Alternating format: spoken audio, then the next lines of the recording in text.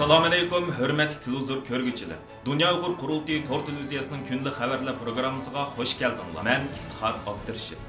Hörmətli görürmənlər. Tövəndə diqqətinizlər gündəlik xəbərlər proqramımızın təfsilatıda bolsun. Germaniyadakı hər qaysı siyasi partiyalarının, şundaqla Dünya Uyğur Qurultayı və hər qaysı xalqaralıq kişilik hüquq təşkilatlarının qattiq narazılığı qarmasdan bugün, yəni 4 noyabr günü Germaniyanın g'oyat zo'r savdo vakillar o'migini boshlab Xitoyni ziyorat qilgan Germaniya bosh ministri Olaf Scholz 4 noyabr tushdan burun Beyjingdagi Xalq sarayida Xitoyning tek yaqinda 3-chi qatim taxtga chiqqan davlat raisi Xi Jinping bilan ko'rishib suhbat olib bordi. Xinhua axborot agentligining xabarida ko'rsatilishicha, Xi Jinping ko'rishda qilgan so'zida Germaniya bosh ministri Olaf Scholz efendimning bu qatim Xitoy ziyaratining o'zi takror vazifaga o'ltirgandan buyon tunji qatim bir Yevropa rahbarining Xitoyni ziyorat qilish ekanligini va buningdan zo'r darajada mamnun bo'lganligini ifoda qilish bilan birga Xitoy bilan Germaniyaning dunyoda ta'sir kuchi zo'r davlatlar ekanligini va dunyo tinchligi va taraqqiyot uchun o'rtaq to'hfa qo'shishi lozimligini o'ttirib qo'ygan. Xitoy bo'lsa keyingi 6 yildan buyon Germaniyaning dunyodagi eng chong savdo sherigi bo'lib kelmoqda. Germaniya bosh ministri Olaf Scholzning bu qatim Xitoyni ziyorat qilgan vakillar o'migi tarkibida Urumchidagi sho'ba zavodini taqashni izchil turda rad qilib kelgan Volkswagen avtomobil shirkatining vakillarining o'rin olishi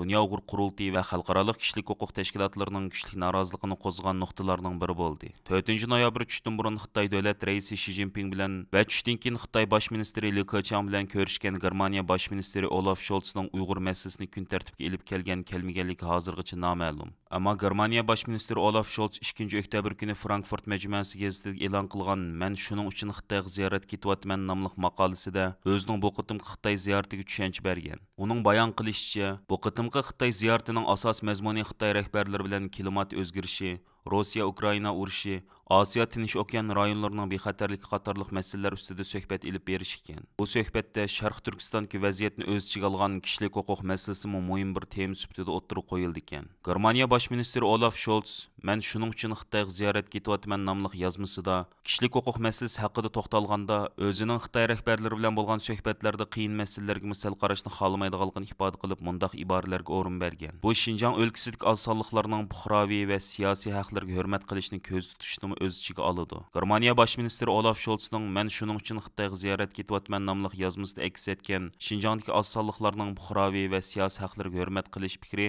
matbuotlar va kishilik huquq faoliyatchilarida oz to'la bo'lsa-mu bir umid paydo qilgan. Bu Olaf Scholzning Xitoy raisi bilan bo'lgan suhbatda kishilik huquq masalasini, jumladan Uyg'urlar masalasini iqtisodiy manfaat bilan barobar yo'sinda ustal ustiga qo'yish mumkinligining bir bishorati bo'lib qolgan. Olaf Scholz yozmasida Xitoy raisi Xi Jinpingning 3-qatim hokimiyat beshiga chiqib, Xitoyni texmo mustabidlik yo'liga boshlaganlik masalasini nazarga olgan bo'lib, u o'zining yangi Xitoy siyosatini yo'l qo'ydiganligidan bishorat bergan holda mundaq deydi: "Bugungi Xitoy bundan 5 yil, 10 yil ilgari Xitoyga o'xshamaydi. Aniqki, agar Xi Jinping Xitoyni o'zgarsa, bizning Xitoy bilan bo'lgan aloqa usullarimizmi cho'qim o'zgarishi lozim." Olaf Scholz o'z yozmasida Xitoyning Tayvanga qarata tahdidlarini tilga olib mundaq deydi: "Amerika va boshqa davlatlarga o'xshash bizmi bir Xitoy siyosatini qo'llanayapmiz. Ammo bu navbatdagi mavjud vaziyatning tinchlik usullari va ikki tarafning o'rtaq ma'qulligi bilan o'zgardiganligidan derak berdi."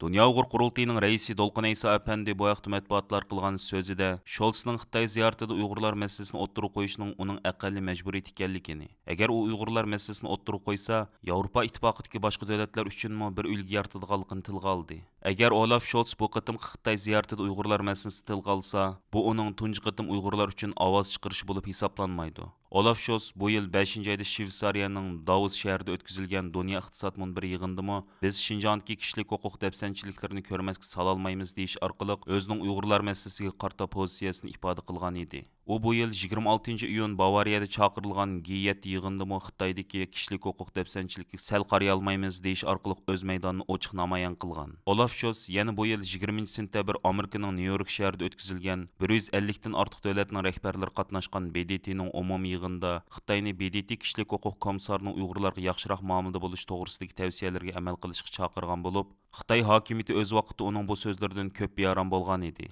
Germaniya bosh ministri Olaf Scholzning bu qatimki Xitoy ziyaratining Xitoy matbuotlarida ancha ko'p tashviq qilinmasligi kuzatuvchilarning diqqatini qo'zg'agan nuqtalarning biri bo'ldi. Masalan, Xitoyning asosli axborot vositalari hisoblangan Xinhua axborot agentligi, Xalq gazeti, Yer shari gazeti qatorliqlar Germaniya bosh ministri Olaf Scholzning bu qatimki Xitoy ziyorati haqida nihoyat qisqa xabar berib o'tgan va Tanzaniya prezidenti Hassan xonimning 3 noyabr Xitoy qilgan ziyarati nuqtali holda tashviq qilingan. Күзәткүчеләр buningdan Xitoy tarafının Germaniya bosh ministri Olaf Scholzning bu qitimqi ko'rishishlarda qilgan bayonotlardan ancha mamnun bo'lmaganligini taxmin qilishmoqda.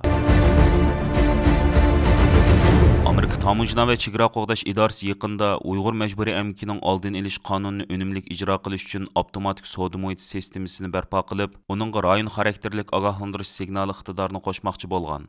Bu iqtidor qo'shilsa, sirtdan import qilinadigan mallarning kelish joyi avtomatik holda tekshirildi ekan. Şirket ve savdo qonun sohasida nopuzliq taratqu bo'lgan Lexology torining bu haqda bergan xabarga qaraganda, yangi iqtidor qo'shilgan bu mashg'ulot sistemasida Amerikaga kirmoqchi bo'lgan Xitoy mallarining tavalligi mal ishlab chiqaruvchi zavodlarning xos kodi tekshirildi ekan. Xabarda aytilishicha, Amerika Tamojna va Chegara qo'g'dash idorasi bu sistemani bu yil 11-oyda sinab qilib, 12-oyning o'rtasida rasmiy ishga kirishtirish kunini bekitdi ekan. Bu yangi sonliq ma'lumot elementi va mal tavalligini tekshirish programmasi Uyg'ur majburiy emgak qonunini ijro qilishga yordam berib, Xitoydan keldigan Sharq Turkistonda ishlab chiqarilgan yoki yasalgan majburiy emgak bilan chetishliq bo'lgan har qanday mal va mahsulotni kirgizmaslikni ishga oshirdi ekan. Amerika Tamojna va Chegara qo'g'dash idorasi ommaviy ishlar mutaxassisi Jeffrey Quinones bu haqda matbuotlar qilgan so'zni mundaq deb ko'rsatdi.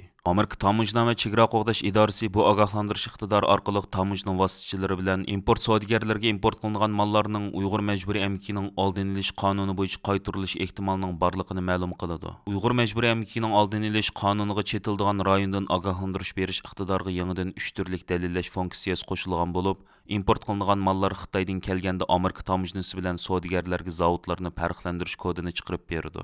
Ya'ni oldi bilan pochta nomerini kirgizish kerak. Agar kirgizilgan pochta nomeri Xitoyning inovatli pochta nomeri bo'lmasa, abonentlar xatolik uchuri topshirib oldi.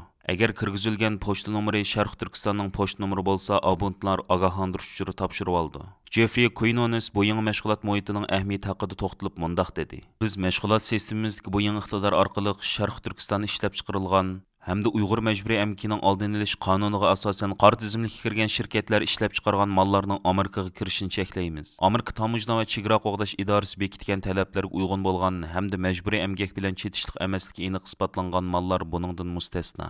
Sistemamizdagi bu ogohlantirish signali import savdogarlarga ba'zi mallarning Uyg'ur majburiy emkining oldini olish qonunining cheklamasiga uchrab qaytarilganligi haqida ogohlantirish berdi. Shu orqali mazkur qonunning ijro qilinishiga yordam berdi. Angliyaning nopuzluq axborot organlaridan bo'lgan ismli xabarlar tori Xitoyning Uyg'urlar qartayotgan irqiy qirg'inchilik siyosatining Uyg'ur to'rbatchiligini qattiq vayronchilik uchratganligi haqida bir parcha muhim maqola e'lon qilgan. Uyg'ur internet torining g'alati o'limi deb mavzu qo'yilgan bu maqolada Uyg'ur to'rbatchiligi bir mahal taraq qilgan bo'lsa-mu, ammo Xitoy hukumatining 2016-yilning oxiridan boshlab yo'l qo'ygan chekidan oshgan besim siyosati sababidan ularning o'ziga xos to'rbatlari, munbar va ijtimoiy aloqa vositalarining butunlay g'oyib bo'lganligi, 100 mingdan ortiq agash kuchiga erishgan Bag'dosh torining qurg'uvchisi Akbar Asad 2016-yilda tutqun qilingan shu bir yil ichida Bag'dosh toridan boshqa yana Misronim, Bo'zqir, Ona tuproq qatorliq nurg'unlagan mashhur Uyg'ur tor bekatlarining to'xtab ketganligi bayon qilingan. Maqolda Uyg'urshunos Vankuverdagi Simon Fraser universitetining yordamchi professori Darren Bayler ziyorat qilingan bo'lib, u bu haqda bu o'z xalq uchun bir kelajak yaratishga tirishgan minglarcha kishining hayoti bo'yicha qilgan xizmatini vayron qilganlikdir degan. Xitoy hukumati Sharq Turkistonda keng ko'lamli tutqun siyosatini yo'l qo'yganda Uyg'urlarning o'zini ifodalashdagi erkin maydoniga aylangan Uyg'ur to'rbatchiligiga oldi bilan qattiq zarb bergan edi.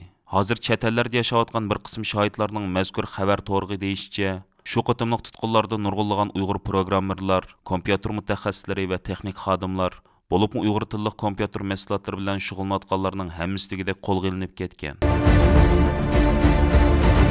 Navbatda Sharq Turkistonda yuqum vaziyat bargancha ig'irlashgan bo'lib, Xitoy hukumat doiralari yo'l qo'ygan yuqumni nolga tushirish nomidagi qattiq qamal aksiya unum bergan. Avam xalq orasida noroziliklar kuchaygan. İctimai aloqa munbarlarida tarqalgan sin filmlarda ba'zi joylarda 80 kundan ortiq davom qilgan qattiq qamal tufaylidan aholilarda och qilish, davolanolmaslik, hatto o'lim fojialari ko'payganligi, kishilarda ansizlik kuchayganligi oshkorlanmoqda. Yaqinda Xitoydagi ijtimoiy taratqularda Urumchi paranglari nomidagi xitoycha yozma uchur tarqalgan bo'lib, Onada Xitoyda yuqum boshlangandan buyon Sharq Turkiston bo'yicha butunlay qamal qilingan 8 shaharning nomi tilga ilingan. Bularning ichida G'ulja 87 kun, Shixanza ya'ni Tosheriq 83 kun, Turpan 82 kun, Urumchi 81 kun, Korla 76 kun, Sanji ya'ni Jonbaliq 67 kun qamal holatida turmoqda deyilgan. Yaqında tarqalgan sin filmlərdə yana yuqum qamılğı bolğan narazılıqlar bilan birgə Xitay Kompartiyasının 20-ci qurultayının ayaqlaşı bilan hökumət dairələrdən qamalını bekar qilish haqidagi ümid və tələblərmi ifadələnməkdə ekan. Halbuki, mushundaq ahvolda Sharq Turkiston hökumət dairələrinin Xi Jinpingning yuqumni nölgə tushirish siyosatini qat'iy ijro qildiganligini ta'kidlashi, Sharq Turkistonda yo'l qo'yilayotgan yuqum tadbirlarining haqiqiy maqsadi va majburiy ijro qilinish amaliyatiga bo'lgan gumon ham andishlarni bargancha kuchaytmoqda.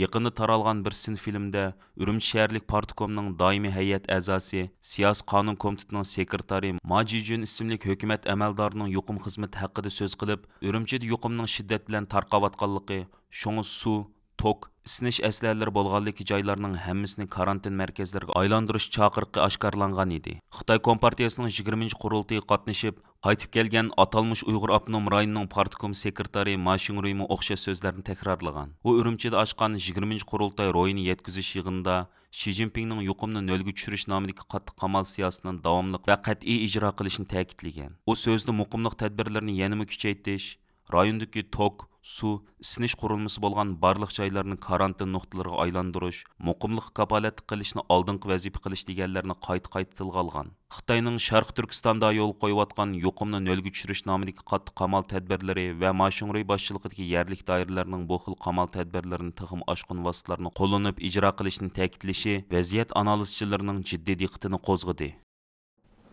Aziz ko'ruvchilar, yuqorida diqqətinizə Dünya Uyğur Qurultayı Tor televiziyasının gündəlik xəbərlər proqramını sunduq.